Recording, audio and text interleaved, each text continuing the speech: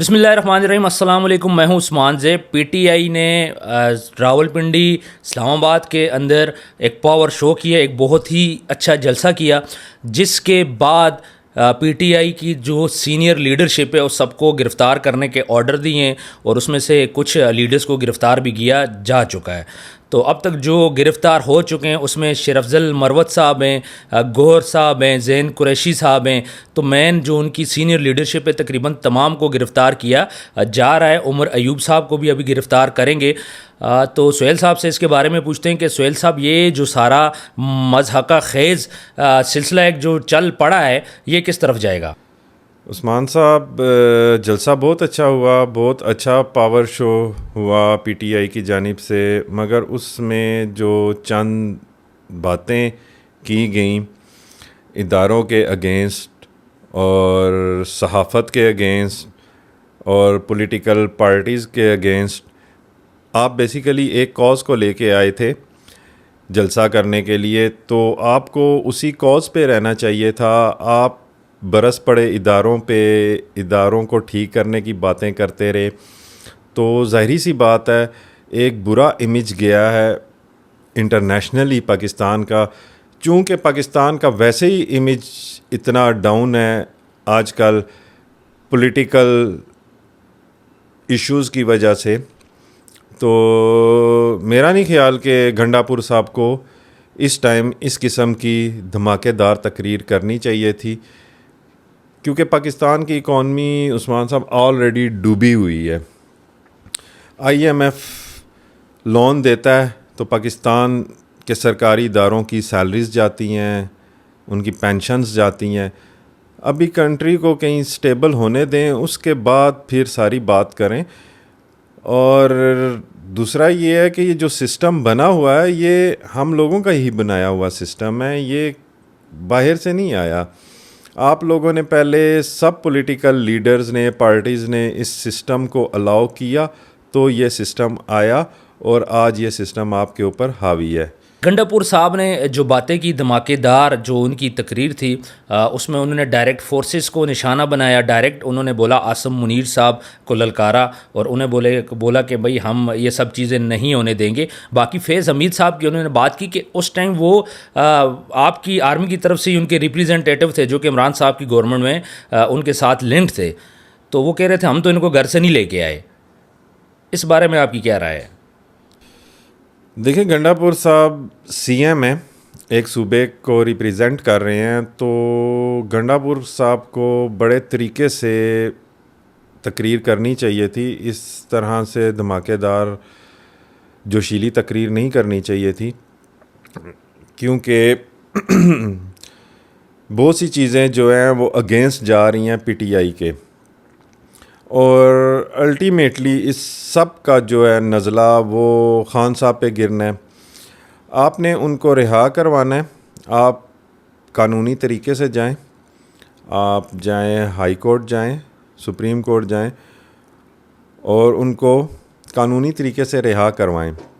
اس سے یہ ہوگا کہ پی ٹی آئی کے تو پرامن ورکرز ہیں, باقی انتشار پسند جو لوگ ہیں نا ان کو موقع مل جائے گا ملک میں انتشار پھیلانے کا, پی ٹی آئی کو بدنام کرنے کا, پی ٹی آئی کی لیڈرشپ کو بدنام کرنے کا.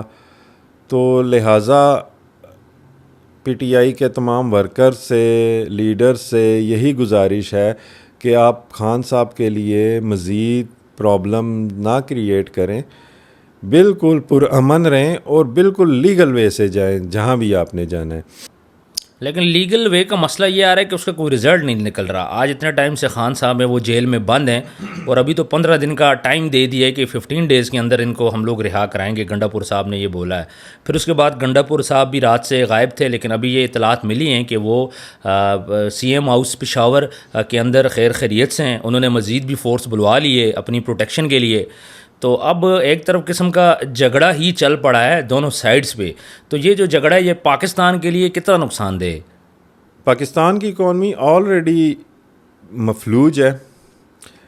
پاکستان کا کوئی بیسیکلی سورس آف انکم ہے نہیں ہے, ماں سوائے ٹیکسز کے پیسوں کے. نہ کوئی انڈسٹری ہے, نہ کوئی پاکستان کی ایکسپورٹ ہے، نہ پاکستان میں ڈالر آ رہا ہے.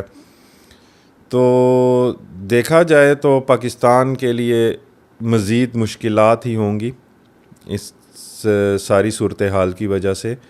دیکھیں اس ٹائم جہاں پاکستان کے اندر جو سچویشن ہے بہت بری ہے.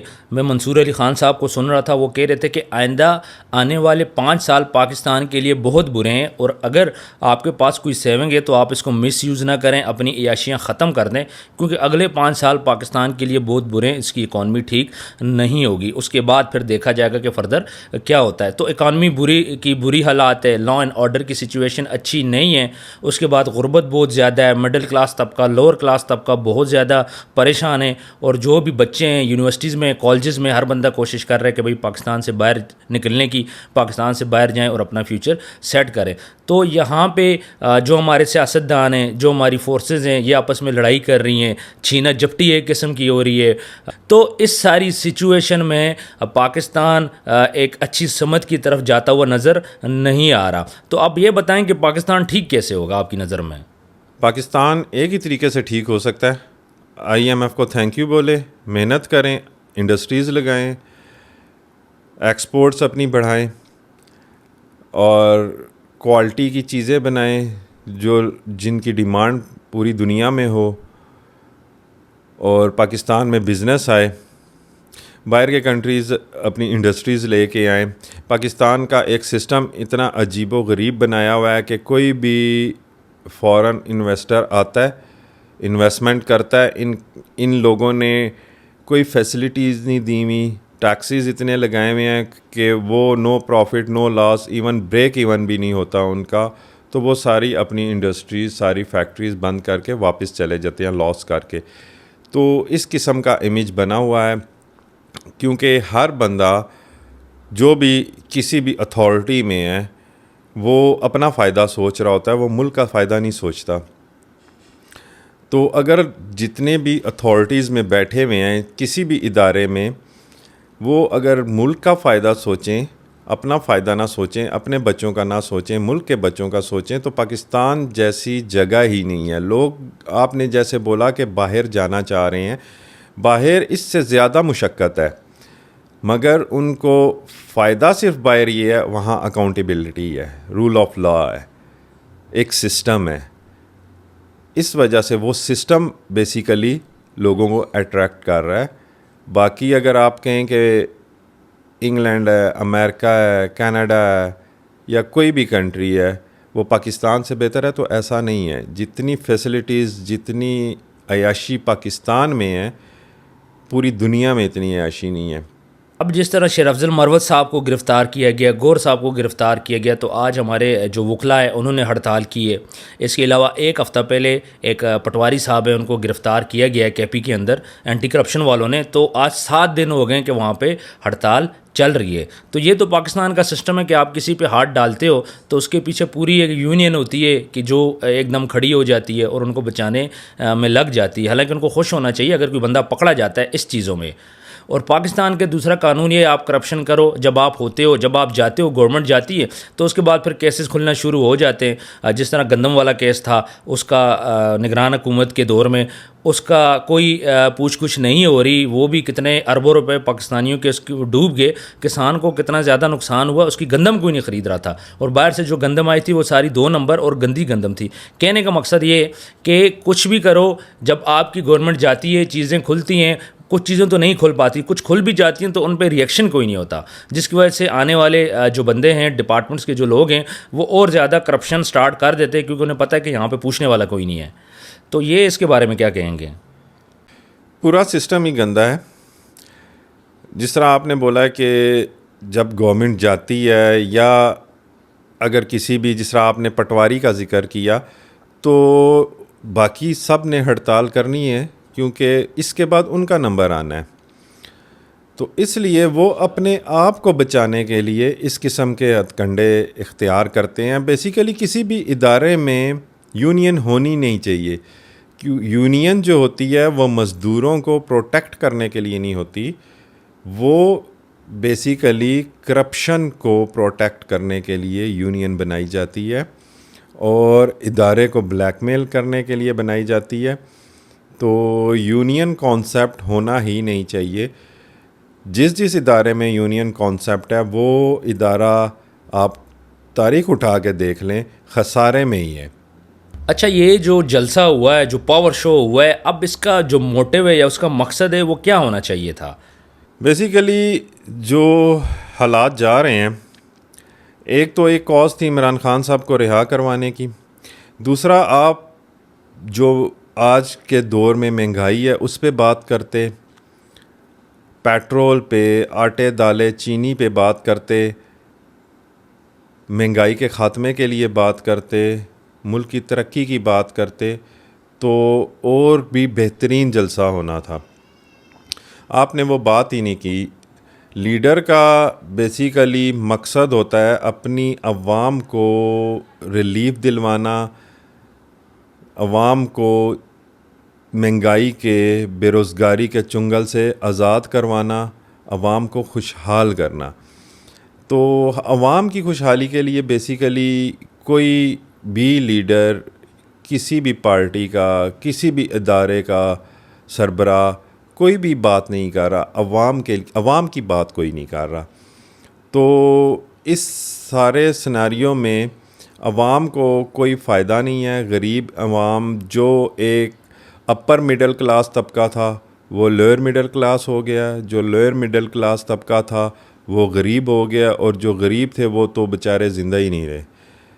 تو ایسا ہی سسٹم بنایا جا رہا ہے کہ غریب ختم ہی ہو جائے اس ملک پاکستان سے. جی بالکل، غریب تو آلریڈی ختم ہو چکے ہیں. لوگ خودکشیاں کر رہے ہیں، چوری ڈکیتی ہو رہی ہے. اس کے علاوہ آپ موبائل اپنا باہر استعمال نہیں کر سکتے. آپ جیسے ہی لگاتے ہو، کان کے ساتھ لگاتے ہو، کوئی نہ کوئی آ کے آپ سے چھین لیتا ہے. جو کراچی کے حالات پہلے ہوتے تھے آج سے کچھ سال پہلے، اب وہ پورے پاکستان کے حالات بن چکے. بینک سے باہر آؤ تو روبری کا ڈر ہوتا ہے، اور اس کے علاوہ ہر جگہ پہ چھینا جپٹی ہے. تو اس ساری سچویشن میں پاکستان اس ٹائم ایک ورس کنڈیشن پہ چل رہا ہے. تو ہم یہ امید کرتے ہیں کہ آنے والے دنوں میں جو ہمارے سیاستدان ہیں، جو ہماری فورسز ہیں، وہ اس چیز پہ ضرور سوچیں گے کہ غریب آدمی جو اس کی مشکلات ہیں، جس کو ٹماٹر کے ریٹ کا مسئلہ ہے، جس کو پیاز کے ریٹ سے مسئلہ ہے، جس کو آٹے دال کے ریٹ سے مسئلہ ہے، شاید ہمارے جو سینئر لیڈرشپ ہے ان کو اس ریٹس کا، ان چیزوں کا پتہ ہی نہ ہو، کیونکہ ان کے پاس ڈرائیور ہیں، ان کے پاس ساری چیزیں. سہیل صاحب، آپ اس بارے میں کیا کہیں گے؟ بالکل. ایک امیر بندہ جو ہمارے سیاستدان ہیں، بیسیکلی سب سیاستدان یا جتنے بھی سربراہان ہیں جو اس ملک کے کرتا دھرتا ہیں، انہیں بالکل بھی اندازہ ہی نہیں ہے آٹے دال کے بھاؤ کا. کیونکہ ان کو یا تو گفٹ کی صورت میں سب کچھ مل جاتا ہے، یا ان کو فری سب کچھ مل جاتا ہے. ان کے ڈرائیورز ہیں، کسی بندے نے بھی اپنا کوئی نہ کوئی کام نکلوانا ہوتا ہے، ان کو گفٹ کی صورت میں بھجوا دیتا ہے سب کچھ. آج آپ دیکھیں کہ پہلے لوگ سوچتے تھے اپنی سیونگ کا. ایک تنخواہ دار بندہ اپنا منتھلی بجٹ بنا ہی نہیں سکتا. اس کی سب سے بڑی ریزن یہ ہے کہ آپ کو پتہ ہی نہیں ہے کہ آج اگر ٹماٹر کا ریٹ 100 روپے ہے تو آپ جب صبح اٹھیں گے تو آپ کو پتہ چلے گا ٹماٹر 200 روپے کلو ہو گیا ہے. اسی طرح گھی ہے، آٹا ہے، چینی ہے، چاول ہے، دالیں ہیں. اب لوگوں کے ذہنوں سے آٹا، چینی، چاول، دالیں یہ تو نکل ہی گئی ہیں. اب تو لوگ یہ ڈرتے ہیں کہ بل کتنا آئے گا. اب تو لوگوں کو بلز نے پریشان کیا ہوا ہے. ابھی گرمیاں تھیں، گرمیوں میں ہزاروں روپے، لاکھوں روپے غریب لوگوں کے بلز آئے. اب آگے سردیاں آئیں گی تو سردیوں میں لوگ بیچارے ہیٹر تک نہیں آن کر سکتے. ہیٹر آن کریں گے تو پتہ چلے گا کہ مہینے کے بعد 1 لاکھ 2 لاکھ ان کے گیس کے بل آ گئے ہیں. تو یہ حالات ہوئے ہوئے ہیں. سورس آف انکم ہے نہیں ہے کسی کا، اور جو اس کے ایکسپینس ہیں وہ اس کے قد سے اوپر جا رہے ہیں. تو اس سارے چیز کو گورنمنٹ آف پاکستان کے اداروں کو بڑا سیریسلی سوچنا پڑے گا. نہیں تو آئندہ چند سال میں یہ پاکستان کے غریب عوام نہ رہے تو میرا نہیں خیال کہ کوئی گورنمنٹ بھی رہے گی، کوئی ادارہ بھی رہے گا. تو اگر پاکستان مضبوط ہوگا تو ادارے بھی مضبوط ہوں گے، اور پاکستان کو چلانے والی گورنمنٹ بھی مضبوط ہوگی. آپ کہہ رہے ہیں ٹماٹر اور آلو کے بھاؤ کو، یہاں تو ہمارے پروٹوکولز ہی ختم نہیں ہو رہے، حکمرانوں کی عیاشیاں نہیں ختم ہو رہی. تو ویورز اس ولاگ کو ہم کلوز کرتے ہیں. آپ اپنا ڈھیر سارا خیال رکھیے گا. کامنٹ سیکشن میں آپ نے بتانا ہے کہ آج کی ویڈیو آپ کو کیسی لگی. سہیل صاحب بہت بہت شکریہ. ملتے ہیں نیکسٹ ویڈیو میں. اللہ حافظ.